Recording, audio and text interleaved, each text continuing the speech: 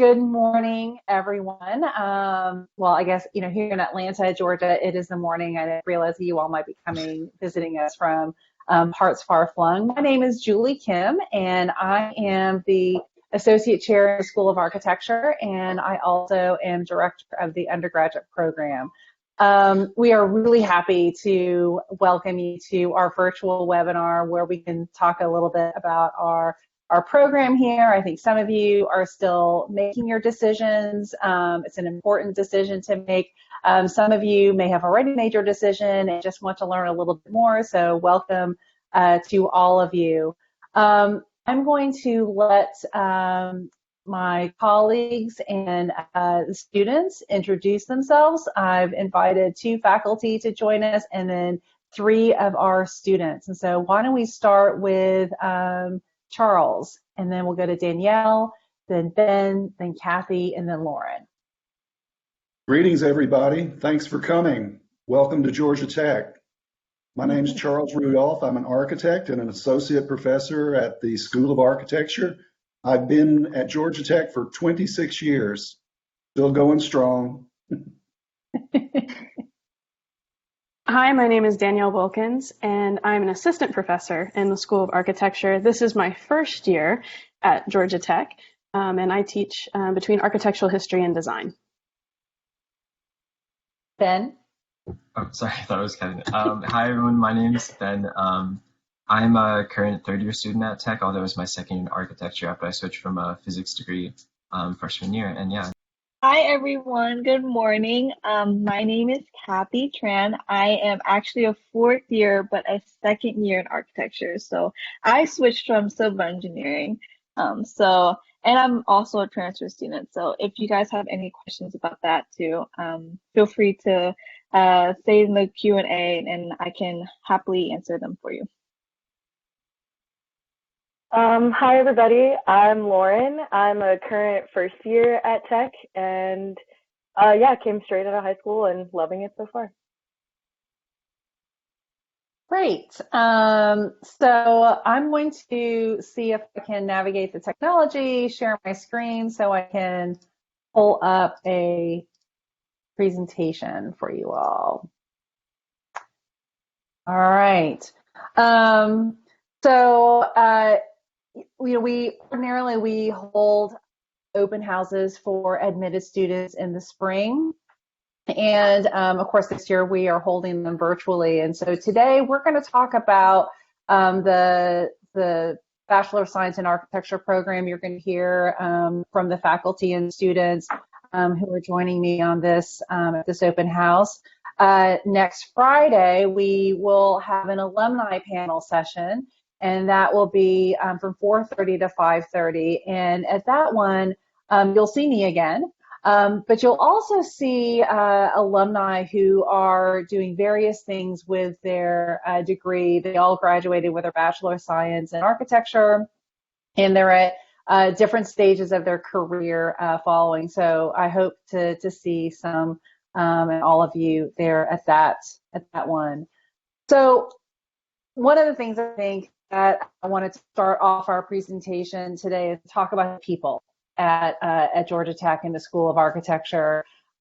We are one of the smaller schools on campus here at Tech, and it really does a lot to kind of talk about the kind of community that we have here. We're very close knit. It really is like a family. I feel like that. With every incoming class, you develop relationships with them, and you just kind of watch them move through the program and develop skills. And one of the photographs you see up there where the students are all holding their books, it's a fun event we'll talk about at the end of the presentation. It's a portfolio competition. But yeah, so it's a community of students, faculty, and alumni. Some of you may have heard from our student ambassadors. We've already been reaching out to you all, but the student ambassadors are nominated by faculty. We have undergraduate and graduate student ambassadors who really are important parts of our outreach. Kathy and Lauren are both ambassadors. And so I'm going to invite them to say a few words now about that. So Kathy? Yeah. So, since I am a transfer student, I actually stumbled upon the Student Ambassador page on the Georgia Tech School of Architecture website. And so I used it to reach out to people to ask them questions about like their personal experiences, how they feel about going to Georgia Tech, how they feel about studio and things like that. So student ambassadors are a really great source of people to really reach out and get like personal input on their experience. And I've actually talked to Lauren when she was coming into Georgia Tech. Um, so Lauren, can you kind of talk about the student ambassadors too?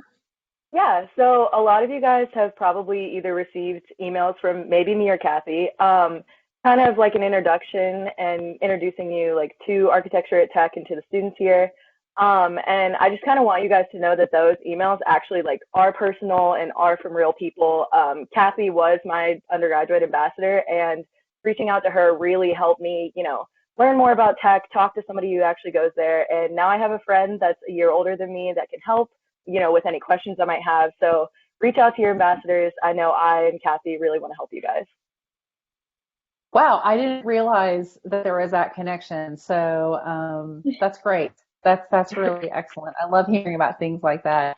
So our students are really terrific. They are a really close-knit group of students.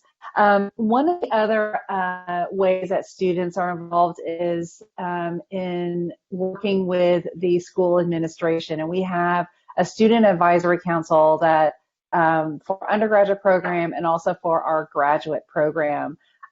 These are students that are elected by their peers. We hold these elections every fall, and there are 2 representatives from each year that sits on the Student Advisory Council. I'm going to ask Ben to say maybe a few words, because Ben is currently serving as an undergraduate representative for the sophomore studios. Ben? Yeah, like Julie said, each year 2 representatives are selected from each year to represent the entire class, and any concerns or issues we might have. Kind of breaching that boundary between student and the critics and the professors is a really fantastic stage, I think, to express ourselves and let the student voices be heard. We have meetings about every month and meet for about an hour just to go over, for each year in the undergraduate program. We just express concerns, questions we might have, things that we noticed, or we're essentially the voices for the rest of our studio, and we can express any ideas to change things for the better, basically, to reflect that in studio and ways that we might improve the relationship between our critics and our students, and any issues we might have with like the building or services. It just opens essentially a forum for us to voice those concerns and really let our voices be heard. Yeah. That's great. And I think that, one of the things that Scott Marble, who's the chair of the School of Architecture, and I really enjoy these monthly meetings with the students, because it gives us a sense of, what's happening. And it's fun to hear about all the great things that are happening. And it's also important that we hear about things that we need to help address. We also have 3 terrific student organizations, or ways that students get involved in this way. We have the American Institute of Architecture Students, Equity in Architecture, and the National Organization of Minority Architecture Students. I'm going to invite Lauren to first say a few words about AIAS as a current member, and then Kathy and Ben to talk about Equity in Architecture. So, Lauren? Yeah, so AIS has been a really helpful club for me so far. I was a freshman liaison this year, and then going to be a fundraising chair next year. The biggest thing that stands out to me about it is that it really helps with like professional development and making those connections. So they have a lot of workshops where you can learn how to do things that, as an incoming freshman, that was really helpful, because, you come in knowing nothing and you have to learn everything, but they're really helpful with that. Again, it's a really good way to connect with upperclassmen and even master's students as well. And it's also a nationwide organization. So AIAS is across college campuses nationwide. And so we also get to do really cool conferences where you get to meet and see the work of other architecture students at different schools too. So definitely been a really helpful club, and you also get to have a lot of fun events when we do just regular general meetings. So definitely recommend it as a freshman. Great. Kathy? Ben? Yeah, so equity in architecture is really just about nurturing the community and creating opportunity and advocating for change. We really believe in being very inclusive within the school and also in the profession. And so we try to host a lot of events that talk about and discuss these issues. And we invite professionals to come to our meetings, talk about their personal experiences. And we also host really large events like our forum, where we invite panelists to discuss more about their opinions on the profession and like how they feel about what needs to be improved and things like that. Equity in architecture has also given me a lot of design opportunities. So like in the past, some of our former members created a sculpture called the Veil that was presented at the Beltline and is now on campus. And so we also try to give our members real life design opportunities to sort of get out of studio and really think about how they can apply their skills somewhere else. So Ben? Yeah, like Kathy said, there's definitely, I think, a big expression of being in equity in architecture, and even in AIS or any of these student organizations, the opportunities that you're able to be exposed to, and also the connections you're able to establish, like Lauren said. And yeah, like Kathy said, a lot of the opportunities that I've been really looking forward to, especially this semester, have come up because I've been able to be very deeply involved in equity in architecture. Things like projects that are given to us, like reached out, like Julie even let us know about a project of a what is it? It's like a summer camp or like a reading room that needed bookcases, and they reached out to us and let us know about the project. And so me, Kathy, and one other student were on that project to design and build bookcases for this community. But in terms of connections as well, like having events like our exhibition where we have student artworks posted up and invite professionals to the events, it becomes a really good opportunity to network, but also kind of come together in a place where we're all advocating for change within the professional world and within the built environment to change it for the better and really push for a more equitable professional world altogether. Yeah, that's great. And we also have a third organization, the National Organization of Minority Architecture Students, and they have a number of events that also focus on outreach to the community. They'll sponsor networking events, exhibitions. They work on this competition every year. The Barbara Laurie I Know My Students competition is an annual event, and there's always a group of students who work on that. And all three of these student organizations are what's really terrific about them is, while you can definitely see that there's overlap between some of the things that they're doing, they have developed a kind of a great synergy of working with each other and supporting events jointly. One of the events that they organize and offer is a resume workshop and a portfolio workshop, and this usually happens in advance of our career fair, and we'll talk a little bit more about career fair later on. But this is something that, it's a lot of, so it's great that they're able to kind of join forces in that way. Faculty, we have a diverse group of faculty of scholars and architects. Charles mentioned, he's an architect. I'm also a licensed architect. We have faculty who are practicing. We have faculty who are writing and have published noteworthy volumes. And also, in addition to the full-time faculty cohort, we also draw from practitioners in Atlanta and beyond who teach in our studios and our lecture classes. And so it's just a a really rich cross-section of faculty and expertise that you're exposed to across all of your classes in the School of Architecture. So I want to talk a little bit about the academic programs. We have 5 academic programs in the school. I'm going to focus specifically, obviously, on the Bachelor of Science in Architecture. But the school itself is roughly, it's about 350 students that include the Bachelor of Science all the way up to the PhD. In the Bachelor of Science program, we are right about 150 students. But that number is continuing to grow as our incoming class continues to grow. This over the last 2 years, our incoming first-year class has roughly been around 55 to 60 students, and we will have 5 to 6 design sections. You start with your design studio in that first year. So one of the things that I think that differentiates our program is that obviously we're at Georgia Tech. So technology is definitely foregrounded in what we do, but it's not just about learning how to use software, right? It's not just about learning how to navigate, a 3D model, but it's really learning about how do you take the technology and leveraging it to impact the way that you pursue design thinking and synthesis.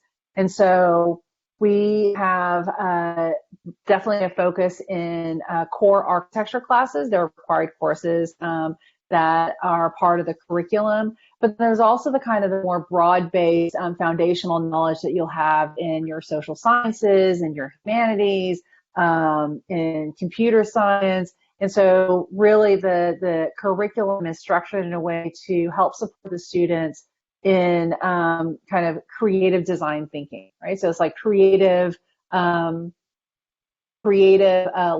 in a way leads to creative making and creative thinking. We already talked a little bit at the very beginning about the strength of our community.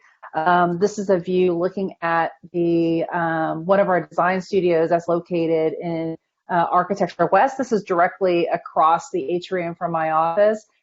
Students start in a design studio in the first semester, and every student has a dedicated desk, which is really important because it really becomes like your home over the term. And so you can be working on a project. See here in this image, like students are bringing in their own materials. You start to build these kind of connections with your across the students, and then obviously with the faculty. What you're seeing here is pretty indicative of a desk. It's a desk crit, and this happens not only in our undergraduate program, but happens all the way up through our Master of Architecture program as well, working through the kind of design problem with your professor.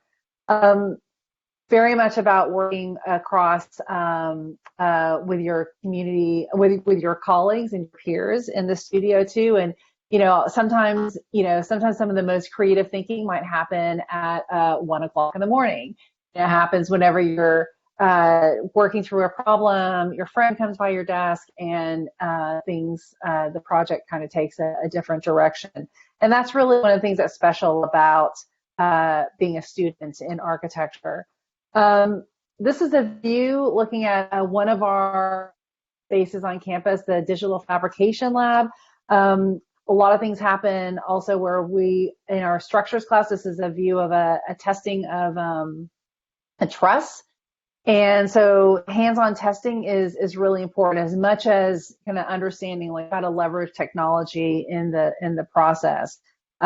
This is a view looking at a construction technology class, right? They're doing kind of these studies also that then end up being these little exhibits in a way in Hinman Courtyard.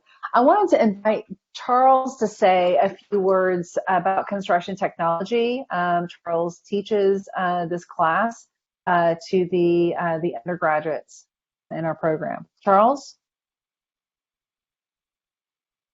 Construction Technology and Design Integration 1 and 2. And the first course you will take as a sophomore in the fall. And each fall, we do this project called Foreman Formwork.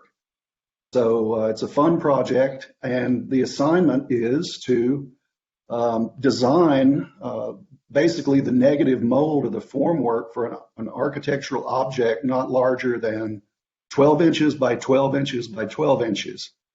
And we get a lot of creative solutions. So you have to design the form work and then pour plaster of Paris into it to simulate architectural concrete, site cast concrete construction. So we have a pour party in the Hinman Courtyard every fall, and then we exhibit these objects on the steps where they sit usually for another 4 months and slowly disintegrate.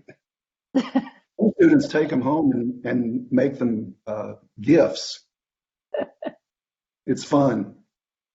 Yeah, no, it's great. It's always one of my favorite times of year whenever this is happening out in the courtyard, and you see the students, working with their form work and learning by doing. That's really the kind of culture here in the School of Architecture, learning by doing. Also, I mentioned a little bit of. It's a team project. I failed to say you work in teams of 2 to do it. Yeah, so that's good. We have one of our assets that we have on campus is the Digital Fabrication Lab, and this is a space where we have pretty sophisticated equipment, robots. A lot of our courses are run through here in terms of design studios, seminars, workshops. And so it's something that that's been integrated into our curriculum, both across the undergraduate and the graduate program. You can kind of see the different scales of things that that might be made in this space. I wanted to ask Ben and Kathy maybe to say a few words. They're currently working on a design build project now and taking advantage of the DFL.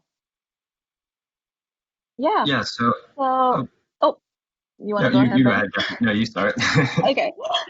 So Ben and I are in a team who we're gonna build a bench for one of our instructional centers at Georgia Tech, and we're using like the wood from the trees that were taken down from campus, like they were cut from campus. So it's local wood, and we were gonna use the DFL to sort of fabricate the bench that we were designing.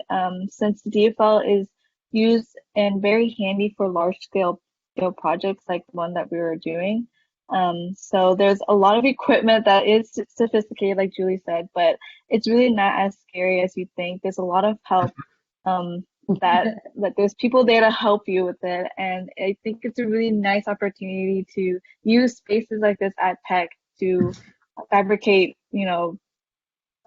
projects other than your school projects too. So Ben? Yeah, definitely. I mean, I am a big fan of like big machinery stuff. So when I first was able to use the DFL for this semester, I was really excited. I'd say like a really important aspect is that it is, even though it's a machine shop, it very much is a digital fabrication lab. There's certainly hand tools and everything you need to like shape things on your own. But there's also a lot of very advanced equipment like a 5-axis CNC machine, a 3-axis CNC machine, a water jet cutter, and then the orange robot arm you see there, that's the KUKA robot arm, which they're able to program to do any sort of movements they want like they did. They've done light studies with it. There's a course this semester where they are attaching a chainsaw to the arm and seeing what they can kind of sculpt with a chainsaw attached to the robot arm. So it's just a really, I think, important tool and environment for just seeing what you can use or how you can pair the digital world with the kind of machine world to create these parametric designs and just kind of like really push the extent of what that does. And one of the professors, Keith Caseman, is I'd say probably like one of the leaders. His lab is in the DFL, and he's really experimenting with pushing the kind of marriage between fabrication and the digital world and VR, augmented reality, and a lot of really cool things. So before I move on to the next slide, maybe you guys can talk. Kathy, you sort of mentioned this a little bit about,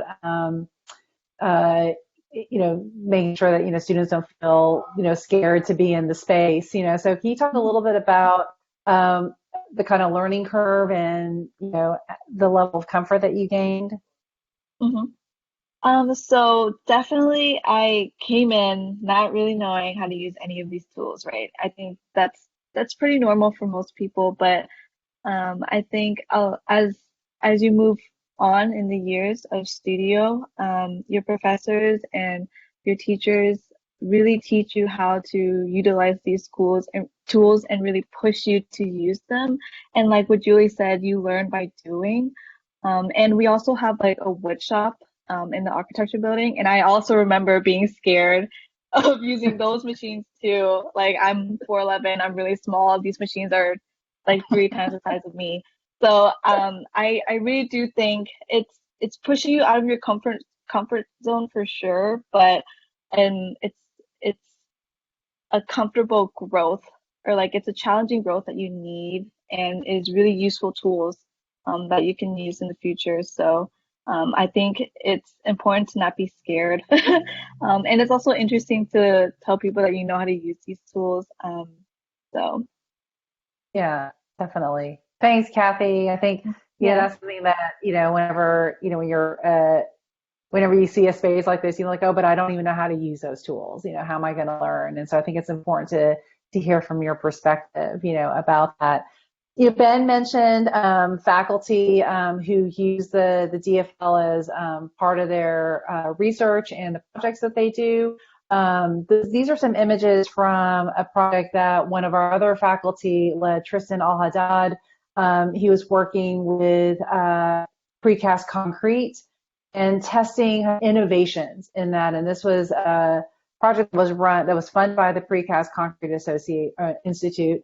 And there were students that were involved in this. It was run as a class, and then it ended up being installed in Paris. And so you see the image there with the red folly, the Parc de la Villette in Paris, and it was installed there, and the students were able to travel there and be part of the installation process. And so there are always half a dozen different kinds of projects that are happening in the DFL and different scales of projects that are happening over there. Another project, I'm just going to talk briefly about this. This was, you heard Charles talk about the Hinman Courtyard. That's the image that you're seeing here in this drawing is you're kind of like floating above the Hinman Courtyard. There was a design build class where students were working with a team of faculty to design a pavilion. Let me see if you can see my mouse here circling where the pavilion is here at the end. And this is really terrific. And this was a multi-semester effort. And so you had students that kind of started at the beginning and other students came into it midway through. You can see the kinds of drawings that they did. The students were developing this kind of fabrication drawings, working alongside the professionals. And so it's a great experience for them to see how things, both going through the kind of conceptual design and then mock-ups, as you can see there, a mock-up of the light wall that also serves as a magnetic pin-up surface at the exterior. And just kind of testing it and being involved in the actual construction and the execution. Here you see an image, a photo montage that shows this is before the bamboo had been able to grow to the height that it is now. It actually looks pretty similar to this now.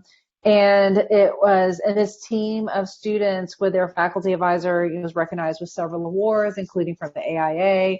And so we are, as a School of Architecture, we like to stay involved with different opportunities on campus like this that and result in things that are part of our built environment.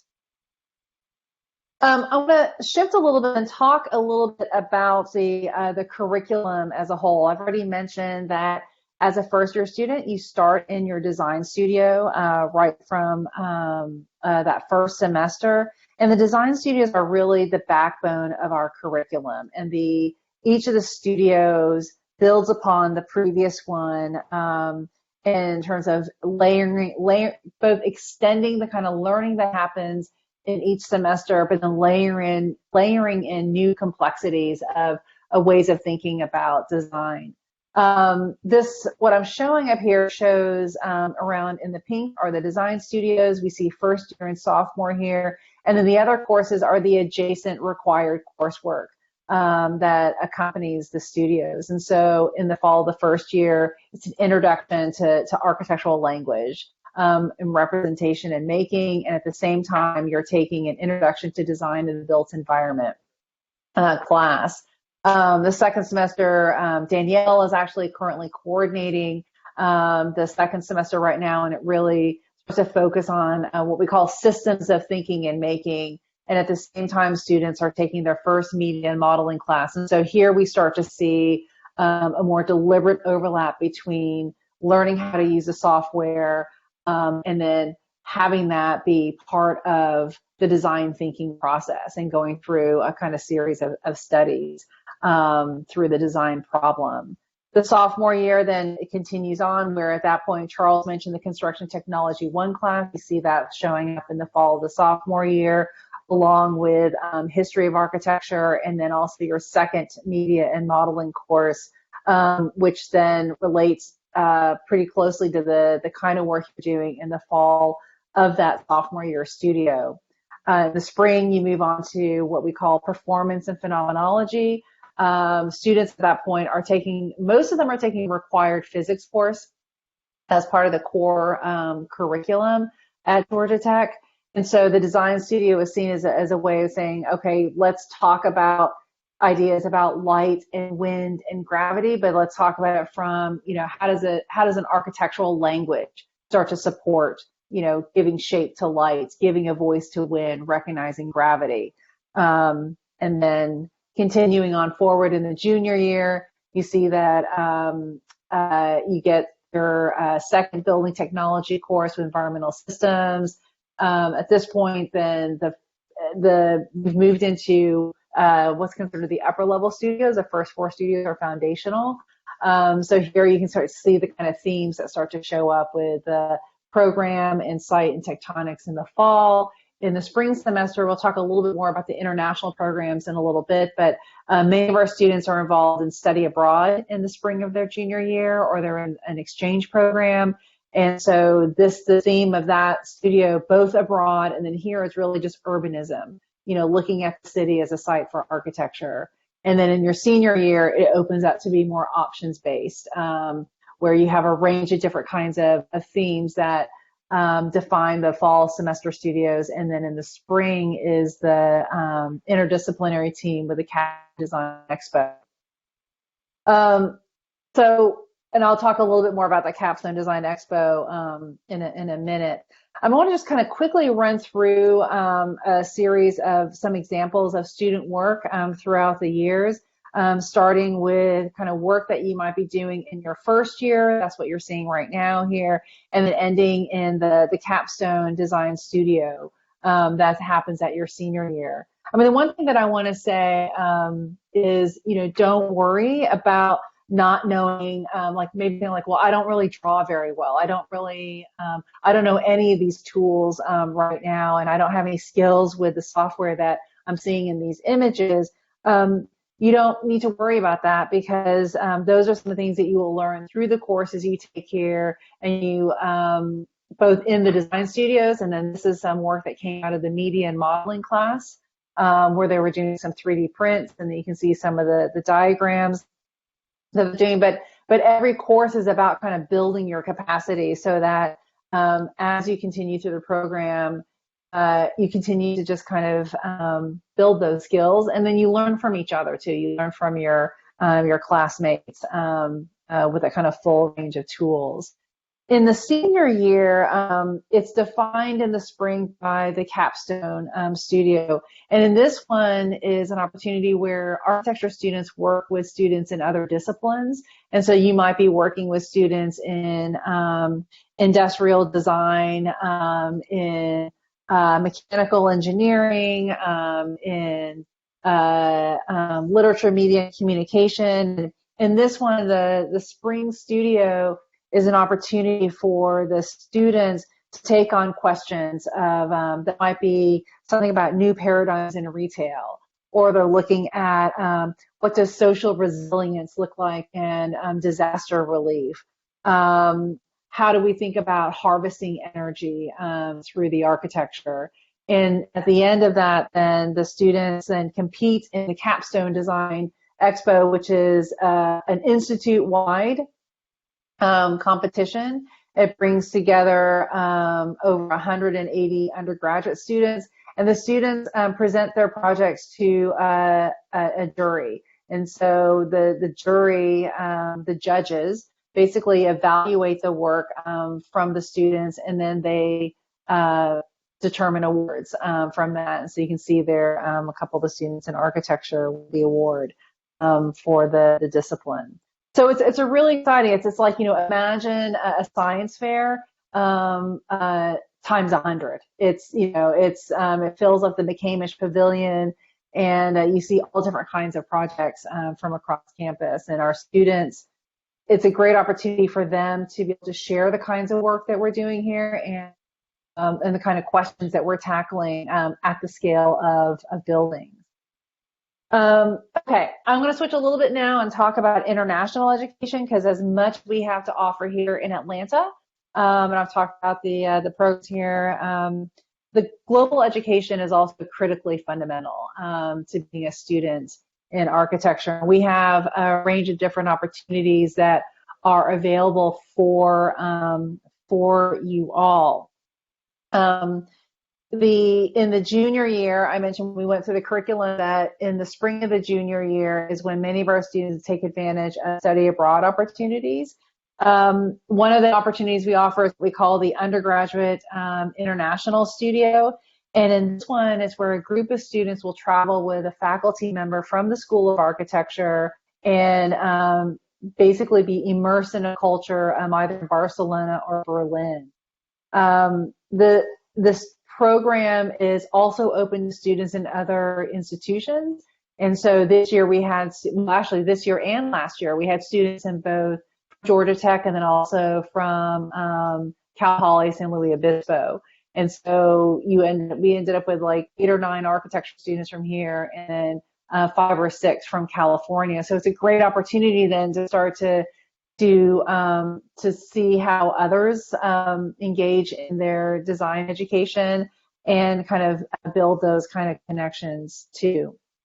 In this one, you're completely embedded in the culture. The semester coursework is set up so it maps directly on to coursework that you would be taking here in Atlanta, and so it doesn't put you behind at all. It's just a great opportunity for students to take advantage of.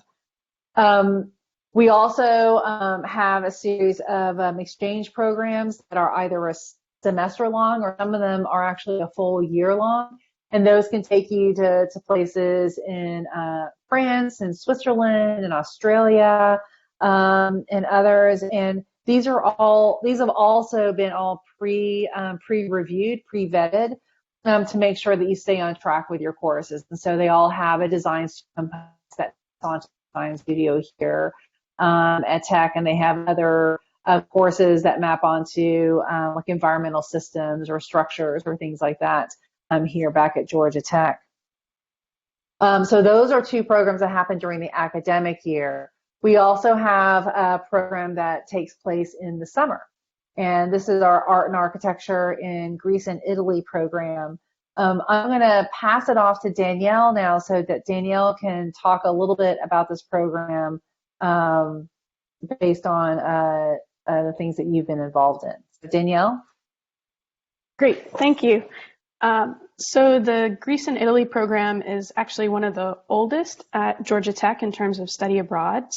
It's been going on for nearly 30 years at this point. And what happens is over 6 weeks, we essentially use these amazing sites and cities as our classroom. And students are able to actually study these places in situ. You know, you're not looking at it on a screen, but you're actually sketching and exploring.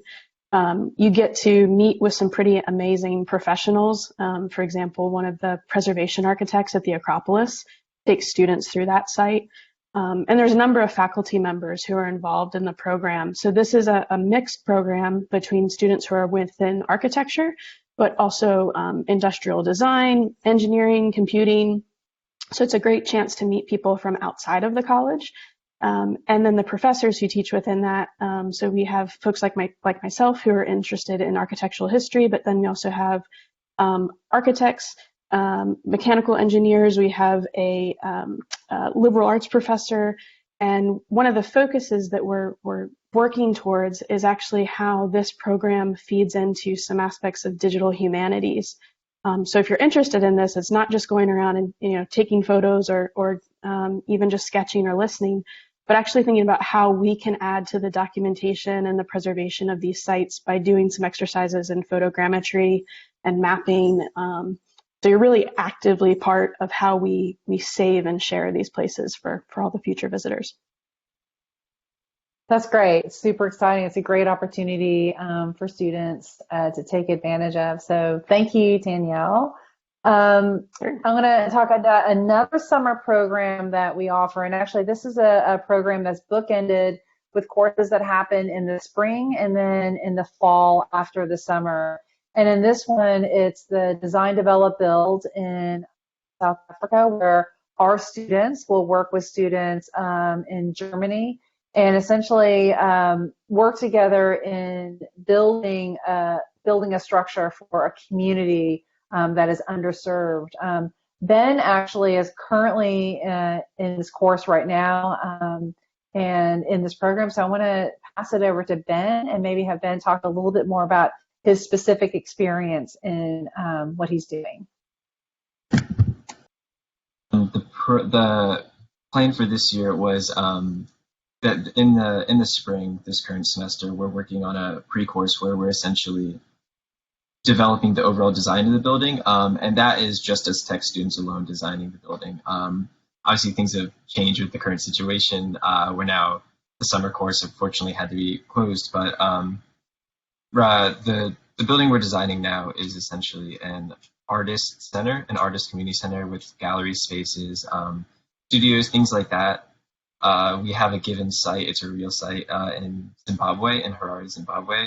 And right now we're working on prototyping different master plans and different weaving techniques actually to define spaces, lighting, furniture even.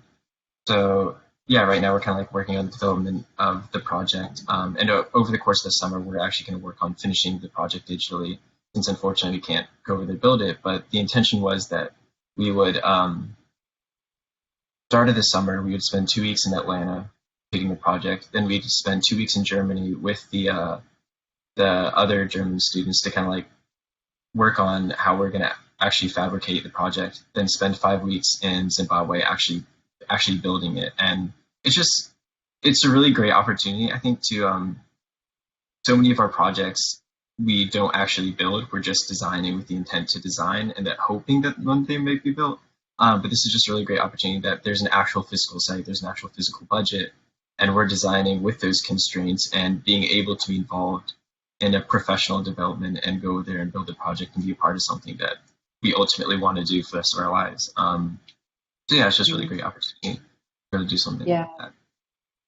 Yeah, it's a terrific opportunity. And so this is, as you can see, we have a range of different kinds of global opportunities for students to get involved at multiple scales. I want to switch over and talk a little bit about careers. And if we have any parents that are on this call right now, you may be concerned about jobs, both in the summer and then after graduation. We have a couple of initiatives that we run from the School of Architecture. And I'm going to pass it back over to Charles now and ask him to talk a little bit about both our career fair and then follow up by talking about the Practicum program. So Charles. Sure. Thanks. At the School of Architecture, we have a real commitment to the future professional development of our students and their career success. So both the career fair, which we have every spring, it's a really big event, maybe the biggest event of the spring for the students.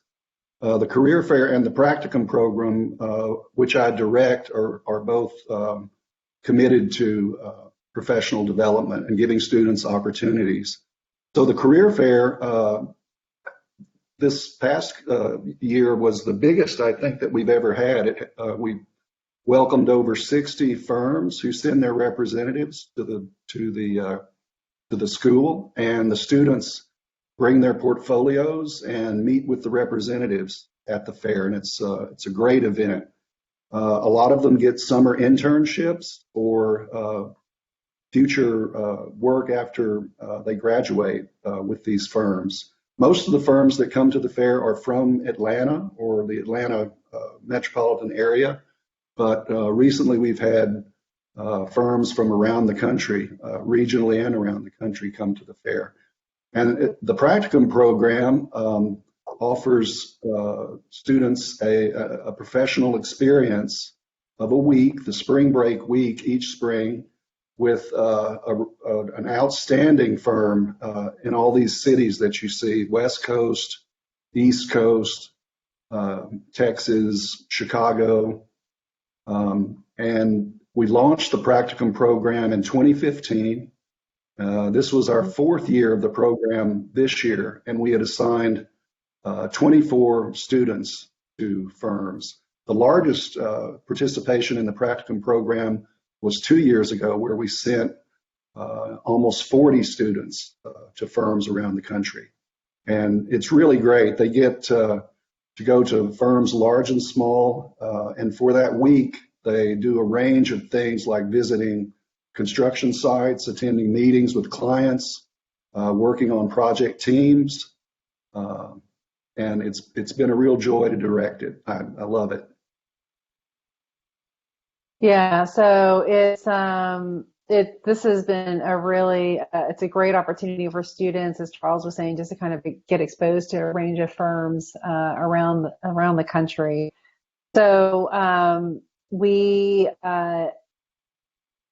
we offer these kinds of opportunities for our students with the career fair and the practicum, because it kind of exposes them to what the different career opportunities that are out there, but then also it's a way of us sharing, what we're doing here in the school, which brings me to my next series of slides. And this is, some of the ways that we increase our visibility on campus. We expand our reach by sharing the work we do in our design studios. We have exhibits. This is 2 different exhibits that were located in the Clough building, or the Clough Undergraduate Learning Commons, or known as the CULC, on campus. And again, the Capstone Expo, and you can see some more images that you can, when I talked about it being the science fair, that gives you a sense of just how expansive it is. So I'm keeping track of the time. I'm realizing that I think I'm talking too long here, but I want to spend a little bit just talk about Atlanta, the place where you'll be. I don't know if you all have been able to visit campus, or if you're have been able to visit Atlanta. Atlanta's a great place to be. It's there's a lot that's going on here. Really, a lot of growth that's happening here. There's a lot of great energy. I'm going to actually pass it back over to Danielle. Danielle is our newest member of our faculty here to join us, and maybe have her talk a little bit about what drew her to Atlanta, and I'll just be scrolling through a few slides as she's speaking.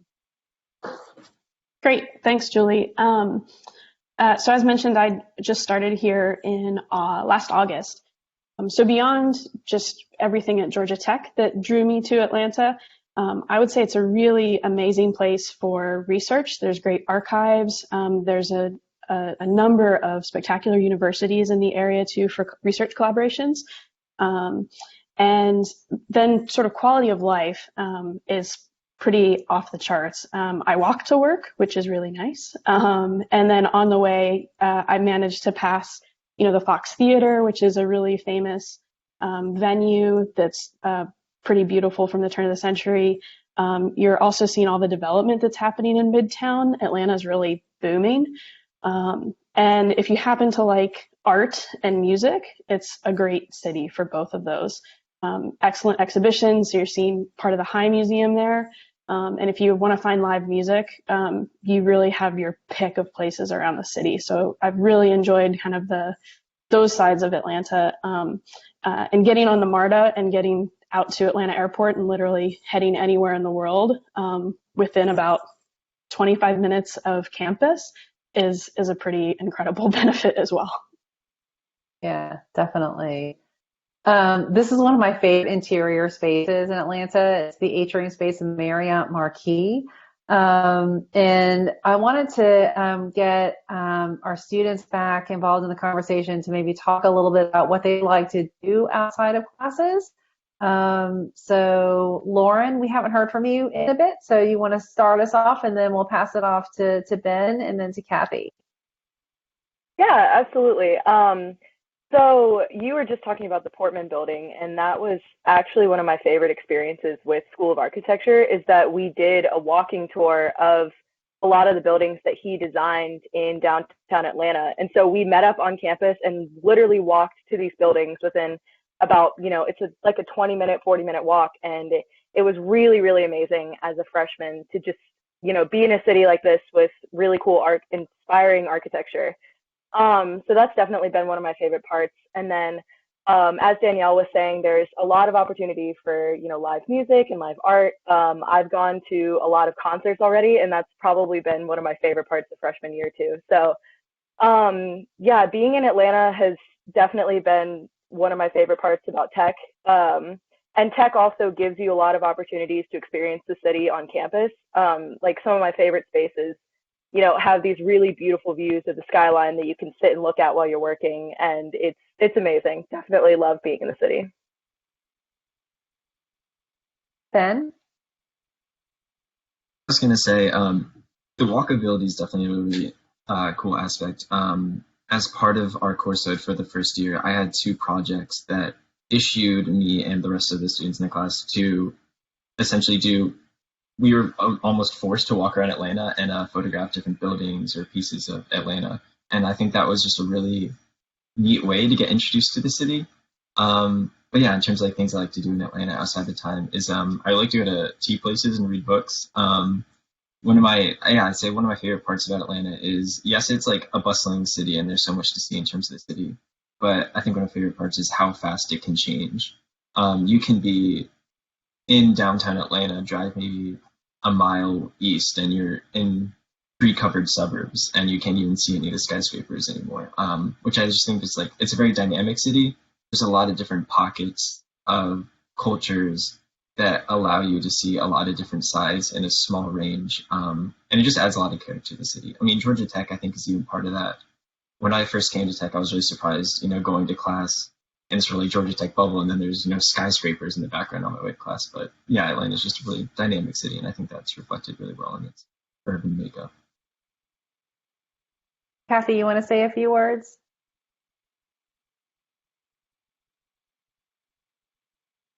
Oh, did we lose Kathy? Oh, I was on mute. I'm so sorry. That was my fault. Okay. So like what everyone else has been saying, Atlanta has been a very big part of being at Georgia Tech. Everything is walking distance. There's MARTA right there. So you're able to get out of campus a little bit and go to your favorite restaurants, go to Ponce City Market, go to any concerts you want to go to. It's a very convenient place. And I'm also sure some of you are also worried about safety. I'd like to say Georgia Tech is its own bubble. We are surrounded by Georgia Tech PD all the time. I don't think safety is a huge issue, despite us being in the city. So it's nice to sort of be part of Atlanta, but not be too part of it. We're just our own separate thing. So that's something that's really nice about being at Georgia Tech. Yeah, Georgia Tech is a pretty special place. I have, I guess, in my 5th year here at Georgia Tech, and one of the things that drew me to Georgia Tech initially is, one thing I think maybe that I noticed when I visited Georgia Tech is that It is, it's right adjacent to Midtown. Danielle talked about the terrific venues that are literally within walking distance, very short walking distance. But the campus itself is just a really incredible kind of space, a series of spaces to be on. And I thought I wanted to invite Charles maybe to say a few words about the campus. Charles, having been here for 20 years, plus has seen a lot of changes on the campus, and maybe kind of talk about why he feels that it's such a special place. Sure, I'll be brief. I moved to Atlanta in 1993 from New York City, and I found Atlanta and Georgia Tech to be a very kind of diverse, cosmopolitan, and livable place. But it really has changed. I mean, the campus particularly, the quality of campus space and the buildings has increased dramatically from when I first came in '93, with commissions to notable architects like the Living Building. Miller Hull from Seattle designed that building. And also, one of the most important things was the expansion of the campus across I-75/85 on 5th Street, where there are all these shops and academic buildings serving the students there. So, yeah, it's been and also the campus has become a lot more pedestrian friendly and sustainable. A lot of the parking lots that were everywhere when I came are no longer there. They're nice green spaces now. Yeah, and I mean, really, the campus, it really truly is a living lab, School of Architecture. We're looking at an interior view here of the Candida building, which is the first living building in the Southeast, and it's a pretty terrific space. I'm going to kind of go through these last few slides quickly, and just talk about, we have a whole series of events that we offer here. In the school, we bring in lecturers who come in every year, and we also partner with the Museum of Design, MODA, with what we call the Atlanta Lecture Series, and those bring in people from across the world, and it brings together practitioners and the academic community together in those events. And then exhibitions, too, that are housed in the School of Architecture in the Stubbins Gallery. So I'm just going to end here by talking about two events that I think are very, very special for the schools. That every fall semester ends with an all-school portfolio competition and a celebration. You can see some images here that every student, from a first-year student all the way up to the third-year graduate student, they prepare portfolios of their work, and then the faculty jury those portfolios, and then top awards are given in the fall. And it's such a terrific way to end the semester. Everyone's in the building, and it's just a great way to kind of celebrate the success of the fall. And then in the spring, we cap it all off with an end-of-year show. And in this one, again, it's another great event that brings together not only our students, but then also practitioners and alumni come back for this, and a showcase of all the terrific work that happened over the spring semester. You see here also some folks that are browsing through some portfolios. Every graduating student prepares a final portfolio of all their academic work, and that goes on display as well as a kind of a celebration of all the work that they have accomplished as a student. So, I want to invite you all to join us on social media. Reach out to us. I know that we are super excited that that you are considering coming here to Georgia Tech and being part of our family. I think that I'm out of time now, but I don't know. I'm going to try to not share my screen anymore. Back. We do have time for a few questions. We had a couple come in. You can see it in the Q&A window, or I can read it to you. Let me pop open the Q&A window. Okay. The first question, though, I can read it out loud. The first question is, when and how often can you participate in the Practicum program? Charles, that's you.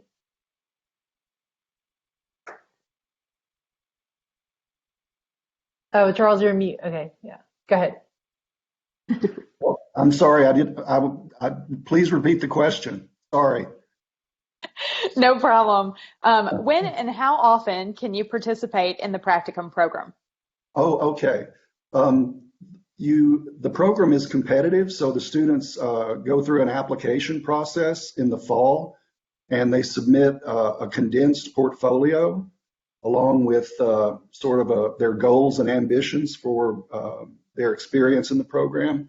And so assignments are made in February, and they go to their firms for usually the third week in March for the spring break week. So it's once a year.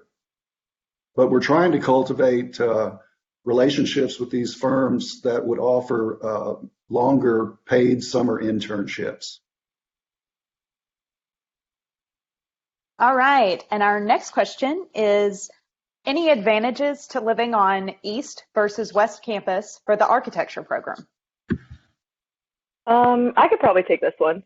So for this year, I lived on East Campus, and in terms of walking, East Campus is about a 5-minute walk, 5 to 10 minutes from the studios. So that was really convenient for me.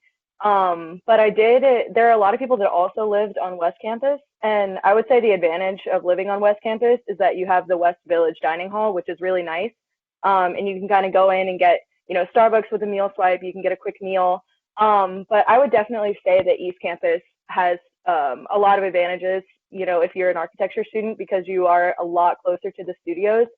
And you still have dining halls on that side as well. And there are a lot of different dorms. You can interact with a lot of different students. So I really like living on East Campus this year, but you can definitely do either one. I definitely want to jump in also and say the architecture studios are centrally located on campus. So if you decide either east or west, it's not too much of a difference. It might be like a 2, 3, 5-minute difference.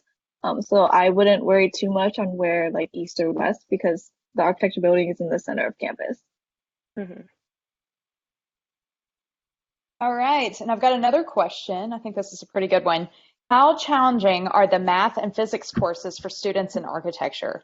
Are they the same courses that engineers take? And how stressful is grading both in SOA and the rest of the university? I guess I can talk about the math and physics courses to start with. In terms of course load, I think architecture has one of the lowest, requirements in terms of the math courses and physics courses you have to take at Tech, just respectively, given that we are like a technical university. I think you have to take, Calc 1, Calc 2, and then linear algebra, and then Yep. physics 1 is required. Yep. Those courses are all courses that pretty much everyone has to take at Tech. So they are going to be the same courses that engineers have to take, but they're core courses essentially. They're not specialized by any means. I would say you would take almost all those courses within your first year, maybe your second year. It's really beyond the second year when things start to get more specialized for engineers, but you won't be involved with those courses. We do have some other math-related architecture courses such as structures, environmental systems, but those are architecture specific and you'll be taking those with other architecture students. I think also in terms of answering how challenging these classes are, they are challenging to some degree, but there are also a lot of tutoring opportunities. There's a lot of TA help. And since you're taking these classes with other majors, you're not only restricted to architecture students, you can also form study groups with these other students as well. So in terms of how you're able to handle it, I think it's perfectly doable. So it's just about how committed you're going to be in terms of doing these classes and things like that. All right. And our next question is, would the GT Exchange program also happen during the junior year? Yes, generally it would happen in the junior year. We do have seniors who have participated in the fall of their senior year as well, but generally it is in the junior year. Our next question is, what are the pros and cons of a BS versus a BA in architecture? Okay, I'll take that one. So when you mean like BA in architecture, you must be talking about the 5-year Bachelor of Architecture program. The main difference between a 5-year BArch and a 4-year Bachelor of Science in Architecture is that in a 4-year program, you have more flexibility. I talked about at the very beginning of the presentation about how, in addition to the kind of core required courses in architecture that compose our curriculum, there's also courses you take in social sciences and humanities, and math and physics.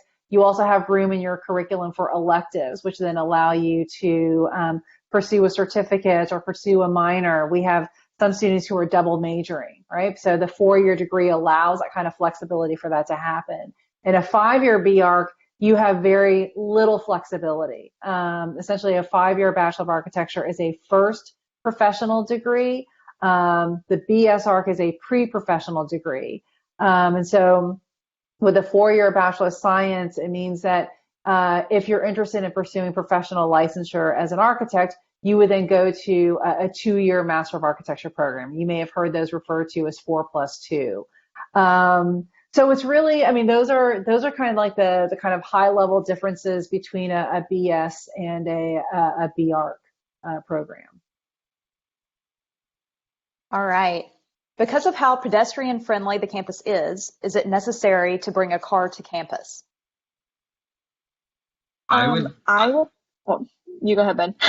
Okay. I would definitely say no, it's by no means necessary. You can really do everything you need just by walking. Even getting groceries, I think Publix is maybe like 5 to 10 minute walk from campus, really.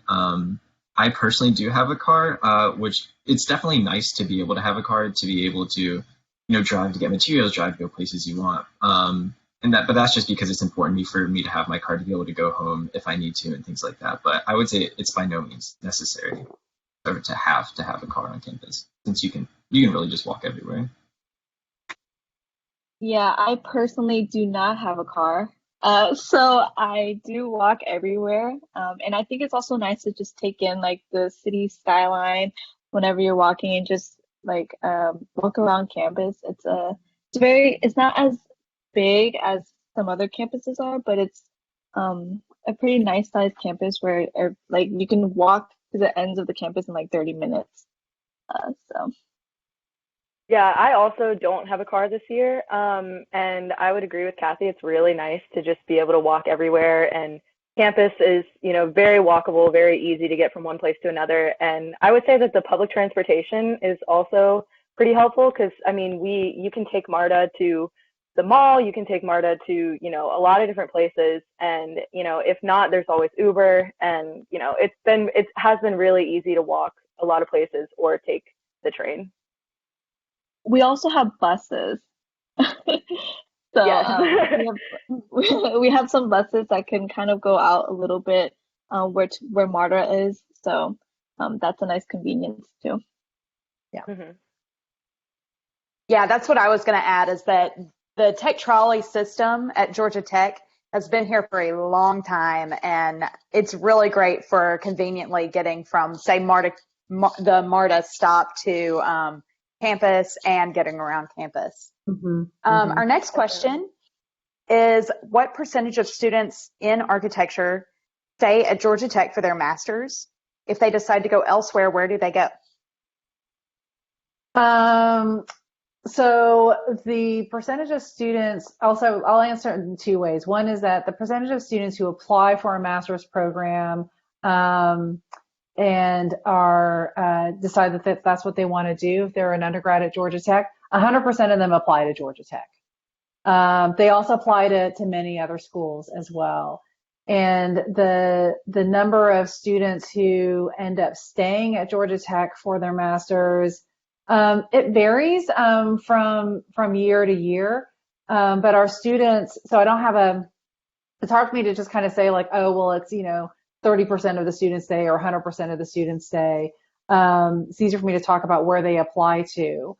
The students who decide to go elsewhere, students right now are receiving their notifications about acceptances, and we have students in schools across the country from MIT, Harvard, Yale, Princeton, Tulane, University of Washington, Southern California Institute of Architecture, like running through the list in my head, Georgia Tech, so Michigan. So they really are very competitive applicants, and at a range of different schools. But I would say, like, Charles, you might know the number more better than I do right now, given that you're teaching this cohort in the Portman studio. But I would say out of 40 students in that cohort, there might be, like 4 or 5 that were Georgia Tech undergrads. Is that fair to say? Maybe a few more. A few more, okay. Yeah. All right, and then our next question, I think this is a great one for our students. What are other extracurriculars that students in the department take part in? So I definitely have friends who are also part of like Gold Rush. So like there's dance team. There's also a student in my studio who's on the track team. And Ben used to be part of orchestra. Like architecture students still have a lot of time to dedicate to their extracurriculars. I think some people are afraid that the balance might not be there, but I definitely think there is balance between studio and outside activities you can do. Yeah. And you go ahead. Sorry. Oh, thanks. But yeah, I would say that, there is a balance, and it's encouraged to have a balance. And you can participate in a lot of the different programs on campus, just like any other major. I'm actually in a living learning community, and, it's definitely manageable and recommended that you kind of participate in a lot of these extracurriculars. Yeah, like a lot of it is just balancing, like knowing, I think a lot of it's just knowing yourself, what you can do. Obviously, you're going to want to be able to do everything you want to do, but just understanding how you react to time constraints and structuring your schedule is really important. But it's by no means blocking you out from not being able to do things. Like I was doing orchestra this past semester as well. I was part of the gymnastics club, so I'd go and like do gymnastics for a couple of nights a week. So yeah, it's really just understanding your schedule and what you can feasibly do, but it's by no means like blocking you out from everything. Yeah. So we have a couple of questions about Ignite, the Ignite architecture track. Yep. The questions are, what is it like, and do you think that Ignite students will be able to arrive on campus by June 14th? So no decisions have been made yet in terms of the start date for Ignite being on June 14th, but I know that there are many conversations that are happening about that right now. So I can't share any definitive details about the start date yet. The Ignite architecture track is it's a summer track where students arrive on campus during what's considered the late summer session, and you take one of your required architecture courses, which in this case happens to be History of Architecture 1, and you also take GT 1000, which is a 1-credit class, and it's like an introduction class to Georgia Tech. You can also take other courses if you want to go ahead and take a math class or an English class or a history class or something like that in the summer. But it's a great way just to kind of start to build a sense of community with other incoming first-year students. And yeah, so I don't know, Lauren or Ben or Kathy, you guys didn't do the summer track, I don't. Yeah, no, because no, I haven't. And Lauren, you didn't. So I guess for the person who asked that question, if you send me a direct email, I can connect you with one of our ambassadors who did the summer track. A few of our undergraduate ambassadors did do the summer track, and they could talk to you more specifically about their experiences with that. All right, and we have 3 more questions before we wrap up this session. The next one is, are many students exempt, I think, from initial math or physics core courses? Well, undergraduate admissions will make that determination in terms of the courses that you would receive credit for. What I have seen in looking at incoming students that a math class, one of the math classes, you may have credits that transfers over for that. I very rarely, like never, see physics as one of those courses where you get transfer credit approved for that. I do know that, for students who are out there saying like, oh my gosh, I just don't know, I feel like I'm going to really struggle in that class, that once you are a student here at Tech, you can take a physics class in the summer at another institution and have that credit be transferred in. And there's a list of institutions and course equivalencies so you'll know that, you're taking the right course that can transfer in. I see Kathy nodding her head, so maybe Kathy did that. So yeah, so there was every student is supposed to take like maybe a history class too as like a core. And so what I did over the summer was actually go to a community college and take a history course and made sure that it was equivalent to a Georgia Tech history course. So that's definitely something that's doable, and it's also something that's a little bit easier than taking it during the fall or spring semester, especially if you think it's a subject you're not super strong in, and it's okay to not be strong in, So I definitely agree with Julie. Like, you can definitely take these harder courses in the summer in a different institute, as long as you make sure that the transfers are equivalent. And you can find that on Georgia Tech. You can search up like transfer credit equivalencies, and then it could give you a list of like the colleges, and then it can tell you which courses you can take that are equal. Mm-hmm. Yeah, it is really easy to look up those courses. Both like coming in last year, I kind of, working in high school, so I think a lot of people usually get out of Calc 1 and 2. And if you can get out of those, I would recommend doing it, just because that's just another core class that, you don't have to take when you come to Tech, and you can replace that with another architecture class or something else, maybe a minor and something like that. And then in terms of transfer credits, I myself am planning to take physics this summer at a university in my hometown. And so your advisors are really, really helpful. There are 2 advisors for School of Architecture who keep really close contact with the students, and they help a lot with getting those transfer equivalencies and making sure you're on the right track.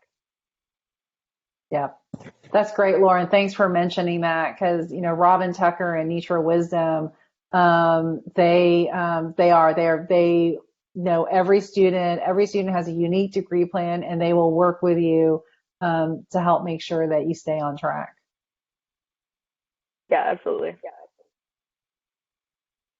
All right, and now we have a question about materials. So is it a hassle to get studio materials or projects for studio projects? Students? I don't find it hard. We actually have an art store, Blick, that's really close to campus. So students actually walk there to purchase some materials. And also like Home Depot's not that far of a drive. And Ponce City Market also has like Binder, which is an art store which you can get materials from. So I definitely don't think it's a hassle to get materials for studio projects at all.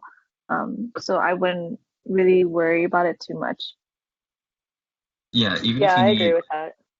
Even if you need like bigger things like nicer woods and things like that, I know there's like a couple lumber shops nearby. Like there's a place called Carlton's Rare Woods and Veneers, which I've gone. Charles actually told me about that. Which I've been to a few times, which is a really fantastic like locally owned wood shop where you can go and get wood for projects, and that's like a fairly regular thing that we use as well.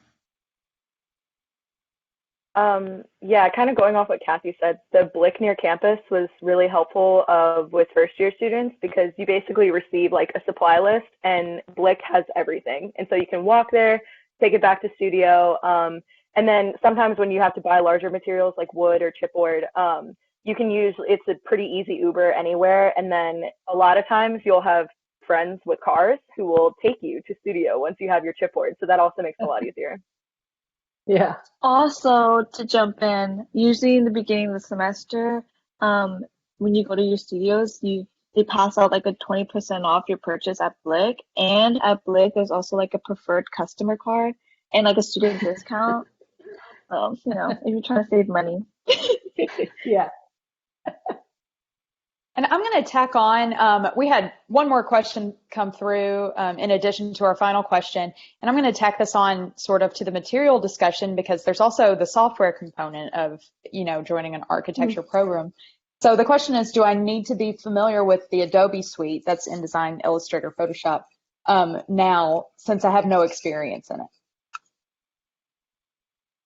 I definitely say if you have the opportunity to learn it, I think it's a great advantage to have coming in. You don't necessarily have to, but I hear that Adobe's doing like it's kind of free now, I think, or like it's discounted because of the pandemic right now. And I think it's a really good tool to learn if you have the time. And there's also really useful YouTube videos if you want to watch it. Like you don't necessarily have to be familiar with it too much going in, but knowing a little bit about it is useful. Yeah, definitely. Like, Yeah, I would agree. I'm sorry. Go ahead. I was just thinking, like, I came in knowing nothing, and I've been perfectly fine. Like, I haven't felt behind by any means. I'm just, like, we're all on par. We're all kind of learning together. So. Yeah, absolutely. I mean, the professors are really helpful with, teaching you these softwares. It definitely doesn't hurt to come in with a little bit of prior knowledge, but you will learn a lot of stuff when you get here. And, everybody's willing to help. Pretty much. All right, and now we have our last question for this session. What level of knowledge of architecture should students have coming into the program? If someone has taken Calc 1 and 2 in high school, is it highly recommended to retake these classes? Oh. Let me start with what level of knowledge the architecture students should have coming into the program. I mean, I would say that because I get asked this question quite a bit from prospective students. It might be framed as like, what do I need to do to make sure that I'm prepared to be successful? And and I think that certainly I think from my perspective, I would say having curiosity, a willingness to experiment. Kind of what I'll call an elasticity in your way of kind of thinking through design problems that, and just, having just kind of like, enthusiasm and a willingness to engage. That to me is really critical, as part of it. So that's less about, what book do I need to read or, what knowledge do I need to gain before I come in, because the studios are set up in such a way that, you get exposure to that, the aspects of, levels of, knowledge of architecture, through the program. So that's what I would say. And I think, maybe I'll ask, Kathy or Ben or Lauren, maybe to weigh in, or Danielle, who's teaching in the first year studio, right now. I just wanted to say, coming in as an engineering major, I didn't know too much about architecture, but I feel that since we've been in buildings our entire lives, like you never go in not knowing nothing. You always go in knowing something about how a building makes you feel, how it looks, the textures of the materials. Like that stuff because you've been part of these buildings growing up. So I don't think you ever come in not knowing anything about architecture. You always do come in knowing a little bit about it. Yeah, I would say that was a really good point.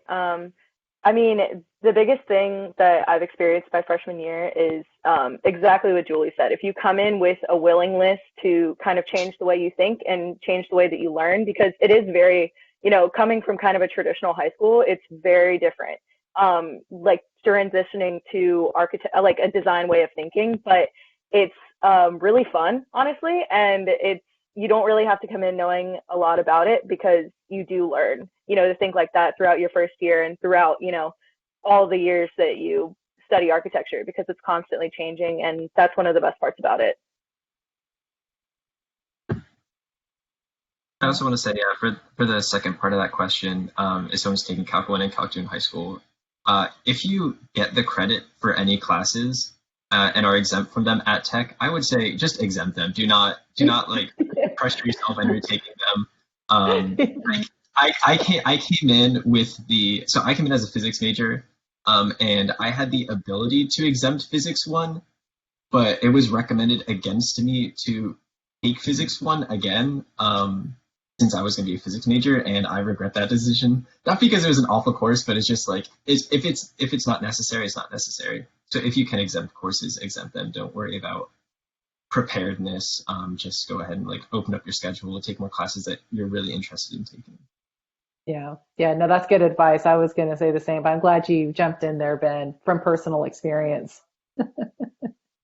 Definitely. And I would say we really enjoy the questions that we get that are about kind of the fundamentals of space and design. There's no bad questions, which is a pretty ubiquitous statement, but I would say our architecture school is all about engagement. And so being curious, being open, being inquisitive is really a huge part of it. And it's as much as you invest in that education, you'll get back out of it. So it's not a passive degree, which I find to be the most exciting part of it, that you're in these very sort of small one-on-one settings, and you get to know your studio cohort really, really well. And you're not in these massive lecture classes with, 300 students. Yeah. So I think that was the last question. It was, I want to thank Charles and Danielle, Ben and Kathy and Lauren for joining me. Thank Carmen for keeping us all organized here in this Philippines event, the virtual open house, and certainly thank all of you for joining us who are out there that I can't see. And if you have any other questions, please feel free to send me an email. I hope that if it works in your schedule, that you'll be able to join us for our alumni panel on next Friday, and you'll hear other perspectives from a kind of a rear view mirror, looking back at their experiences as a Georgia Tech student. So thank you very much, and hope we'll see you here in the fall.